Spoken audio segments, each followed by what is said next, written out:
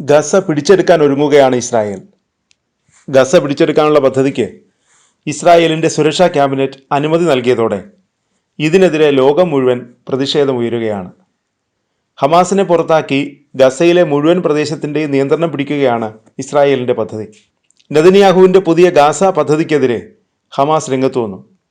അട്ടിമറി എന്നാണ് ഹമാസ് നേതൃത്വം ഈ നീക്കത്തെ വിശേഷിപ്പിച്ചത്.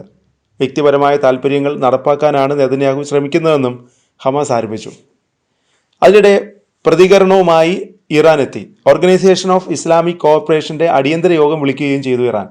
ഗാസയിലെ സ്ഥിതിഗതികളെ വംശഹത്യ എന്നാണ് ഇറാൻ വിശേഷിപ്പിച്ചത്. സൗദിയും തുർക്കിയും വിഷയത്തിൽ പെട്ടെന്ന് ഇടപെടണമെന്നും ഇറാൻ വിദേശകാര്യമന്ത്രി അബ്ബാസ് അരാങ്ചി ആവശ്യപ്പെട്ടു. ഇസ്രായേലിൻ്റെ ഏറ്റവും പുതിയ നീക്കം വൻതോതിലുള്ള കുടിയിറക്കത്തിന് കാരണമാകും. പ്രതിസന്ധി വഷളാക്കാനും സാധ്യതയുള്ളതിനാൽ അടിയന്തര മാനുഷിക സഹായവും രാഷ്ട്രീയ ഇടപെടലും വേണമെന്നും ഇറാൻ ആവശ്യപ്പെടുന്നു. ഇസ്രായേലിനെതിരായ നടപടി സ്വീകരിക്കാൻ 57 ഇസ്ലാമിക രാജ്യങ്ങളോട് ഇറാൻ ആവശ്യപ്പെടുന്നു. ഗാസ മുനമ്പിലെ വംശഹത്യയെക്കുറിച്ച് ചർച്ച ചെയ്യാൻ 57 രാജ്യങ്ങളുടെ അടിയന്തര യോഗം ആവശ്യപ്പെട്ടുകൊണ്ടാണ് ഇറാൻ കത്തയച്ചിരിക്കുന്നത്. ഗസയിലെ പ്രതിസന്ധി സങ്കല്പിക്കുന്നതിന് അപ്പുറമാണെന്നാണ് ഇറാൻ പറയുന്നത്. ഇസ്ലാം രാജ്യങ്ങളിലെ ഏറ്റവും മോശമായ പ്രതിസന്ധികളിലൊന്നാണ് ഗസയിലേതെന്നും ഇറാൻ പറയുന്നു. ഗാസയുടെ നിയന്ത്രണം പിടിച്ചെടുക്കാനുള്ള നെതന്യാഹുവിൻ്റെ പദ്ധതി നിയമവിരുദ്ധവും രാഷ്ട്രീയമായി അപകടകരവുമാണെന്നാണ് ഇറാൻ ആരോപിക്കുന്നത്.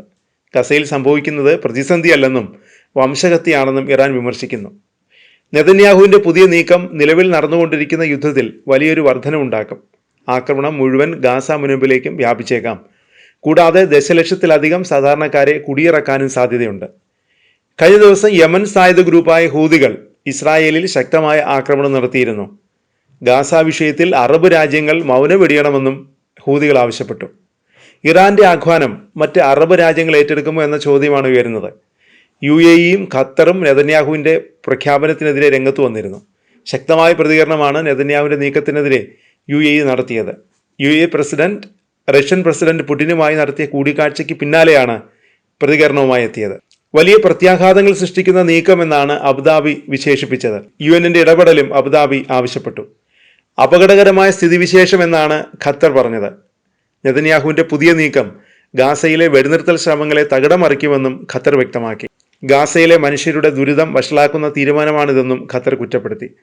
നെതന്യാഹുവിൻ്റെ പദ്ധതിക്കെതിരെ അറബ് ലോകം ഒറ്റക്കെട്ടായി ഗാസയ്ക്കൊപ്പം നിൽക്കുമോ എന്നാണ് എല്ലാവരും ഉറ്റുനോക്കുന്നത്.